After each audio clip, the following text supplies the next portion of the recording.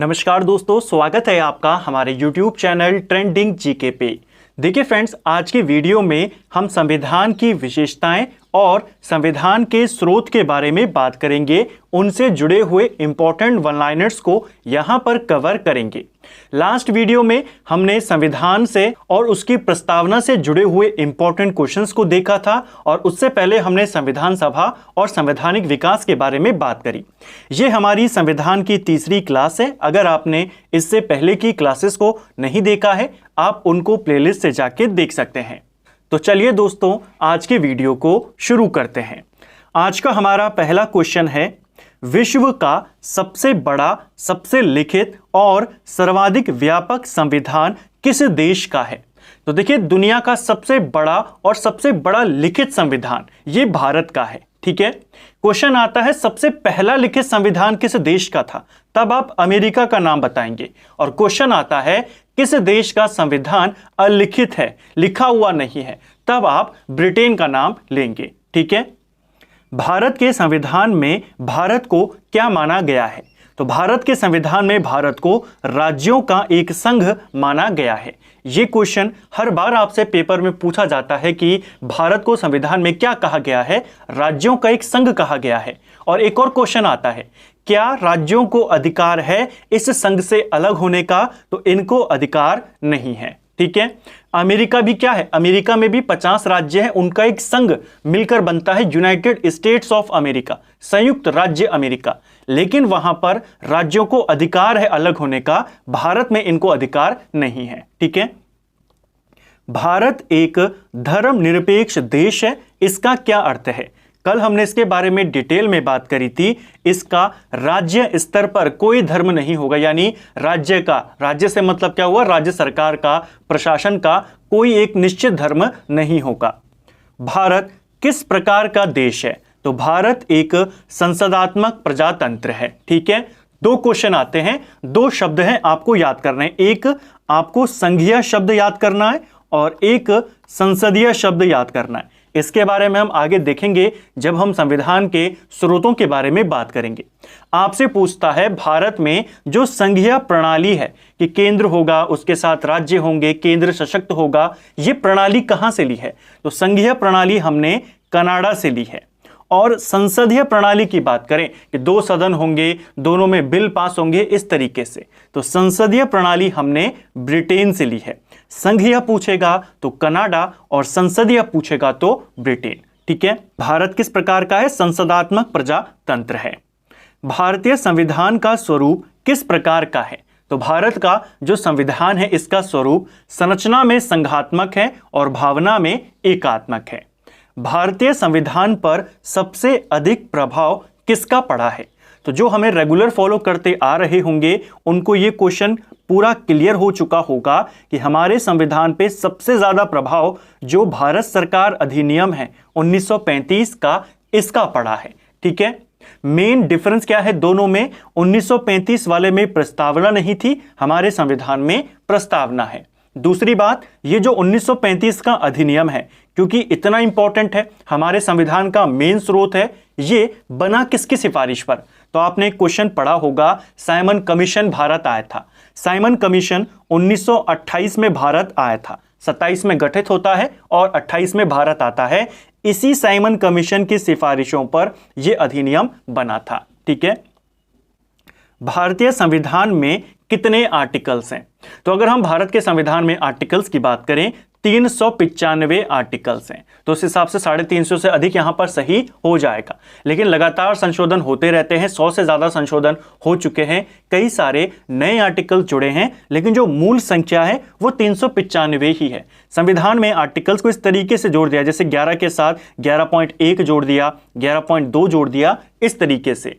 तो अगर हम कुल आर्टिकल्स की बात करें तो उनकी संख्या वर्तमान में 450 से ज्यादा है। मूल आर्टिकल्स की बात करें वो आपके 395 ही हैं। ठीक है। भारत में किस प्रकार की शासन व्यवस्था अपनाई गई है? तो किस प्रकार की है? ब्रिटिश संसदात्मक प्रणाली को अपनाया गया है भारत में। भारतीय राजनीतिक व्यवस्था में सर्वोच्च कौन है? तो भारतीय राजनीतिक व्यवस्था में सर्वोच्च होता है संविधान। ठीक है। भारतीय संविधान के वृहद होने का कारण क्या है? तो इसके इतना बड़ा होने का कारण क्या है संविधान का? दो प्रमुख कारण हैं। पहला, इसे अलग अलग देशों के जो संविधान है उनसे मिलाकर बनाया गया है, उनकी इंपॉर्टेंट बातों को लिया गया है, जैसे मूल अधिकारों को अमेरिका से ले लिया, मौलिक कर्तव्यों को रशिया से ले लिया, डीपीएसपी को आयरलैंड से ले लिया, इस तरीके से। तो अलग अलग देशों के संविधान का समावेश है। और दूसरा प्रमुख कारण, इसमें संघ और राज्य दोनों सरकारों का ये संविधान है, यानी संघ के क्या अधिकार हैं, क्या उसके कर्तव्य हैं, क्या उसकी शक्तियां हैं, वो भी बताई गई हैं और राज्यों के बारे में भी इसमें बताया गया है। भारतीय संविधान का अभिभावक कौन है? तो कौन है हमारे संविधान का अभिभावक? वो है सर्वोच्च न्यायालय। ठीक है, यानी सर्वोच्च न्यायालय का काम है कि वो देखेगा कि जो हमारी संसद है कोई ऐसा कानून ना बनाए जो हमारे संविधान का अतिक्रमण करता हो। भारत में वयस्क मत अधिकार की उम्र सीमा क्या है? तो हमारे देश में वयस्क मत अधिकार की उम्र सीमा है 18 वर्ष। इसका मतलब यह है कि 18 वर्ष से ऊपर का कोई भी व्यक्ति भारत में मतदान कर सकता है अगर वो भारत का नागरिक है। ठीक है, पहले ये वर्ष जो था ये 21 वर्ष था। पहले जो वोट डालते थे 21 वर्ष की आयु होनी चाहिए थी, लेकिन 1989 में एक संविधान संशोधन किया जाता है, 61वां संवैधानिक संशोधन, और इसके तहत ये जो 21 वर्ष की आयु थी इसको घटाकर 18 वर्ष कर दिया जाता है। ये क्वेश्चन भी आता है कि पहले कितनी थी, अब कितनी है, कब किया गया? तो 1989 61st अमेंडमेंट के तहत। भारतीय संघीय व्यवस्था की एक विशेषता है। तो भारत में संघीय व्यवस्था भी है, राज्य होंगे, उनके साथ एक मजबूत केंद्र होगा, और इसकी विशेषता है संविधान की सर्वोच्चता। भारत के संविधान में संघीय शब्दों की जगह किन शब्दों को स्थान दिया गया है? तो हमारे संविधान में संघीय शब्द का इस्तेमाल नहीं किया गया, इसकी जगह पर राज्यों का संघ होगा, यह कहा गया है हमारे संविधान को। भारतीय संविधान में कितनी सूचियां हैं? तो हमारे संविधान में 3 सूचियां हैं। देखिए, अनुसूची पूछेगा तो मूल संविधान में 8 अनुसूचियां थी, धीरे धीरे बढ़कर अब ये 12 अनुसूचियां हो चुकी हैं। आपसे सूची पूछी है, जो समवर्ती सूची, संघ सूची और राज्य सूची, उनकी संख्या कितनी है? 3 है। भारत का संविधान अपना प्राधिकार किससे प्राप्त करता है? यानी जो हमारा संविधान है, जिसको हमारी व्यवस्था में सर्वोच्च माना गया है, वो अपनी शक्तियां किससे प्राप्त करता है? भारत की जनता से प्राप्त करता है। भारत में वैध प्रभु सत्ता किसमें निहित है? तो भारत में प्रभु सत्ता किसमें निहित है? ये आपके संविधान में ही निहित है। भारतीय संविधान की संरचना किस प्रकार की है? तो यह कुछ एकात्मक है और कुछ कठोरात्मक है। लिखित संविधान की अवधारणा ने सर्वप्रथम कहां जन्म लिया? तो लिखित संविधान की अवधारणा सबसे पहले फ्रांस में जन्म लेती है, लेकिन वर्तमान में सबसे पुराना लिखित संविधान किसका है? तब आप अमेरिका को बताएंगे। अध्यक्षात्मक शासन का उदय सर्वप्रथम किस देश में हुआ? तो अध्यक्षात्मक भारत में कैसा है? संसदात्मक। अध्यक्षात्मक की पूछेगा, इसकी शुरुआत अमेरिका से हुई है। भारतीय संघवाद को किसने सहकारी संघवाद कहा? तो भारतीय संघवाद को सहकारी संघवाद जी ऑस्टिन के द्वारा कहा गया। कौन सी विशेषता भारतीय संघ और अमेरिकी संघ दोनों में साझी है? तो दोनों में क्या कॉमन है? भारतीय संघ और अमेरिकी संघ दोनों में डिफरेंस है। देखिए, कॉमन तो यह है कि दोनों ही राज्यों के संघ है, लेकिन एक डिफरेंस मैंने आपको ऊपर बताया, भारत में राज्यों को अलग होने का अधिकार नहीं है, अमेरिका में है। दूसरा, भारत में संसदीय प्रणाली है, वहां पर अध्यक्षात्मक है। एक और चीज क्या है जो कॉमन है? वो है कि संविधान की व्याख्या के लिए उच्चतम न्यायालय है, यानी संविधान की जो अंतिम व्याख्या है वो सुप्रीम कोर्ट करेगा। वहां भी संरक्षक कौन है? Supreme court. हमारे यहां भी कौन है? Supreme court. भारत में सर्वोच्च माना जाता है। कई बार ये क्वेश्चन आता है और जब आप एग्जाम हॉल में बैठे होते हैं आपके सामने ये छोटा सा क्वेश्चन आ जाता है कि भारत में सर्वोच्च कौन है, और ऑप्शन में संसद और संविधान दोनों आ जाता है। आपको ध्यान रखना है संविधान भारत में सर्वोच्च है। ठीक है, संसद का भी काम क्या है? कानून बनाना, लेकिन कानून कैसे? संविधान का उल्लंघन करके नहीं, संविधान का तहत करके। संसद भी किसके अधीन बनी है? संविधान में ही तो उसके बारे में प्रावधान किए गए हैं। तो हमारे देश में सर्वोच्च किसे माना गया है? संविधान को माना गया है। भारतीय संविधान को आप किस प्रकार वर्णित करेंगे? तो किस प्रकार कर सकते हैं? ये विश्व का सबसे विस्तृत संविधानों में से एक है, और सिर्फ संविधानों में से एक नहीं है बल्कि विश्व का सबसे विस्तृत संविधान हमारे देश का है। भारत का संविधान मान्यता प्रदान करता है। तो किन अल्पसंख्यकों को मान्यता प्रदान करता है? केवल धार्मिक अल्पसंख्यकों के बारे में मान्यता प्रदान करता है। इसके अलावा किसी भी प्रकार के अल्पसंख्यकों के बारे में हमारा संविधान मान्यता नहीं देता है। ठीक है, तो ये हमारे संविधान की विशेषताएं थी। अब बात करेंगे संविधान के स्रोतों के बारे में। यह भी एक छोटा सा टॉपिक है लेकिन क्वेश्चन बन जाते हैं। अगर आप इनके बारे में डिटेल में कवर करना चाहते हैं तो आप हमारे जीके ट्रैकर चैनल पे जो वीडियोस बनी है संविधान के इन टॉपिक्स को लेकर डिटेल्ड वीडियो, उनको देख सकते हैं। बाकी यहां पर आपका एक क्विक रिवीजन हो जाता है टॉपिक का। सारे क्वेश्चन आपके ऐसे होते हैं जो प्रीवियस ईयर के हैं, एग्जाम ओरिएंटेड, ये सारे वन लाइनर्स हैं, और क्विक रिवीजन आपका पूरे टॉपिक का वन लाइनर के तौर पे यहाँ पे हो जाता है। तो चलिए अब संविधान के स्रोतों के बारे में बात करते हैं। भारतीय संविधान में मौलिक कर्तव्य का विचार कहाँ से लिया गया है? तो हमारे संविधान में मौलिक कर्तव्य हैं कि देश के हर नागरिक के कुछ कर्तव्य होंगे, जैसे अधिकार हैं तो कर्तव्य भी होंगे। अधिकार हमने अमेरिका से लिए हैं, मौलिक कर्तव्य हमने रूस के संविधान से लिया है। भारतीय संविधान में सम्मिलित नीति निदेशक तत्वों की प्रेरणा हमें किस संविधान से प्राप्त हुई है? यानी हमारे संविधान में जो डीपीएसपी है, directive principle of state policy, इनको कहां से लिया है? इनको हमने आयरलैंड से लिया है। ठीक है, भारतीय संविधान में मौलिक अधिकारों का उल्लेख करते हुए किस देश का अनुसरण किया गया? तो मौलिक कर्तव्यों को लिया है रशिया से, डीपीएसपी को लिया आयरलैंड से, और मौलिक अधिकारों को लिया है अमेरिका से। ठीक है, भारतीय संविधान में संसदीय व्यवस्था को किस देश के संविधान के समान रखा गया है?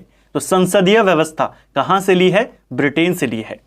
भारत के संविधान निर्माताओं ने न्यायिक पुनर्वलोकन के विचार को कहां से ग्रहण किया?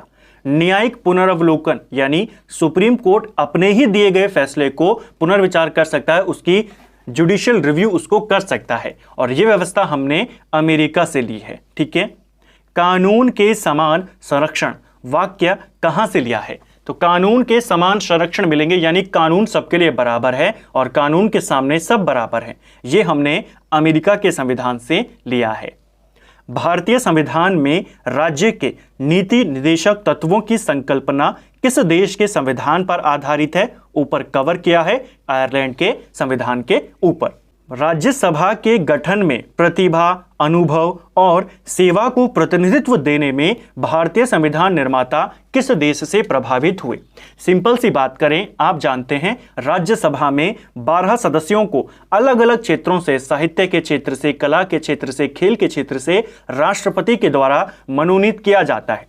ये जो 12 मनोनीत सदस्य किए जाते हैं राष्ट्रपति के द्वारा, ये सिस्टम हमने कहां से लिया कि राष्ट्रपति अलग अलग क्षेत्रों से सदस्यों को मनोनीत करेंगे राज्यसभा के लिए? ये हमने आयरलैंड से लिया है। ठीक है, 2 क्वेश्चन याद कर लीजिएगा।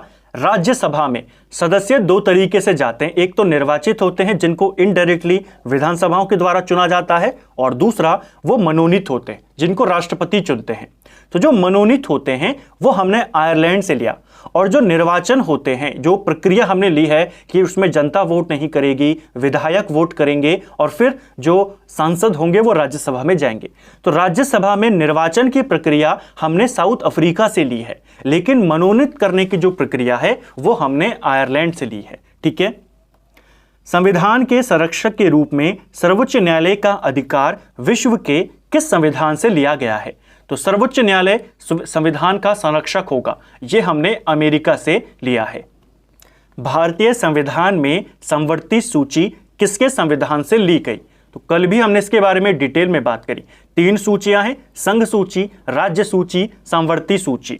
हमने समवर्ती सूची को ऑस्ट्रेलिया से लिया है, और बाकी की जो 2 सूचियां हैं, संघ और राज्य, उनको कनाडा से लिया है। ठीक है, भारतीय संविधान में मूल कर्तव्यों को शामिल करने का विचार किस देश के संविधान से लिया गया? तो ये लिया गया पूर्व सोवियत संघ, यानी रशिया की बात यहां पर हो रही है। भारतीय संविधान के निर्माण में सर्वाधिक गंभीर प्रभाव किसने छोड़ा है? तो हमारे संविधान पर सबसे ज़्यादा प्रभाव 1935 के अधिनियम ने छोड़ा है। भारतीय संविधान में संघवाद यानी संघीय व्यवस्था की बात हो रही है। ये हमने किस देश से लिया है? कनाडा से लिया है। संघात्मक शासन व्यवस्था को सबसे पहले किसने अपनाया? देखिए, अध्यक्षात्मक शासन व्यवस्था सबसे पहले अमेरिका ने अपनाई, संसदात्मक सबसे पहले ब्रिटेन ने अपनाई और संघात्मक सबसे पहले कनाडा ने अपनाई, और इन्हीं से हमने लिया है। भारत की संसदीय प्रणाली किससे प्रभावित है? तो ये इंग्लैंड से प्रभावित है। भारत के संविधान की प्रस्तावना में प्रतिष्ठापित स्वतंत्रता, समानता और भाईचारे के आदर्शों की प्रेरणा कहां से मिलती है? तो हमारी संविधान की प्रस्तावना में जो स्वतंत्रता, समानता और भ्रातृत्व यानी भाईचारे के जो आदर्श हमें मिलते हैं वो हमने फ्रांस की क्रांति से लिए हैं। ठीक है। संसदीय शासन प्रणाली सबसे पहले किस देश में विकसित हुई? तो ये हुई है ब्रिटेन में। ऐसे ही क्वेश्चन आते हैं। ठीक है। संघात्मक हमने कहां से लिया? कनाडा से। सबसे पहले संघात्मक कहां हुआ? कनाडा में हुआ। संसदीय हमने कहां से लिया? ब्रिटेन से। सबसे पहले संसदीय कहां हुआ? ब्रिटेन में। हमारे संविधान में मूल अधिकार कहां के संविधान से प्रेरित हैं? तो मूल अधिकार प्रेरित हैं संयुक्त राज्य अमेरिका के संविधान से। भारत के राष्ट्रपति की आपातकालीन शक्तियां किस देश की देन है? तो आपातकाल के दौरान जो राष्ट्रपति की शक्तियां हैं वो जर्मनी के वीमर संविधान से प्रेरित हैं। अब इस क्वेश्चन में एग्जामिनर क्या करता है? कई बार आपको दे देगा जर्मनी का संविधान और कई बार जर्मनी हटा देगा, सिर्फ देगा वीमर संविधान। जर्मनी के संविधान को वीमर संविधान बोला जाता है। ठीक है। भारतीय संविधान में मौलिक अधिकारों की व्यवस्था किस देश के संविधान से ली गई? अभी किया था अमेरिका के संविधान से। संविधान निर्माताओं ने कौन सा लक्षण अमेरिका के संविधान से ग्रहण किया है?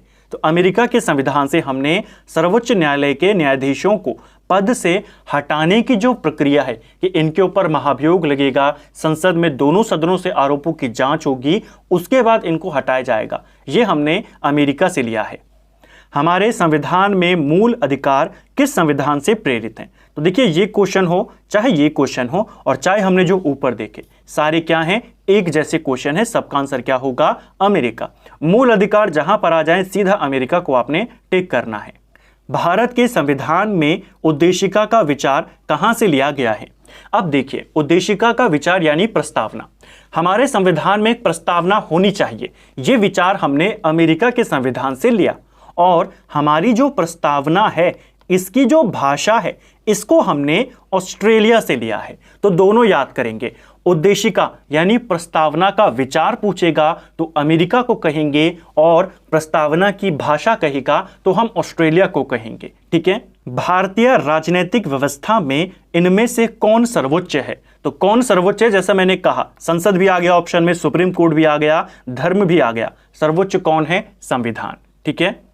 न्यायिक पुनर्वलोकन की व्यवस्था हमने कहां से ली या ये कहां है? तो न्यायिक पुनर्वलोकन हमने अमेरिका से ली है। तो अमेरिका और भारत दोनों में प्रचलित है। ठीक है। इसका आंसर आपका ऑप्शन सी होगा। यहां पर गलत दिया है, डी गलत होगा, ब्रिटेन में नहीं है। ठीक है। भारत में समवर्ती सूची की संकल्पना कहां से ली गई है? तो समवर्ती सूची ये हमने ऑस्ट्रेलिया से ली है, ऑप्शन सी।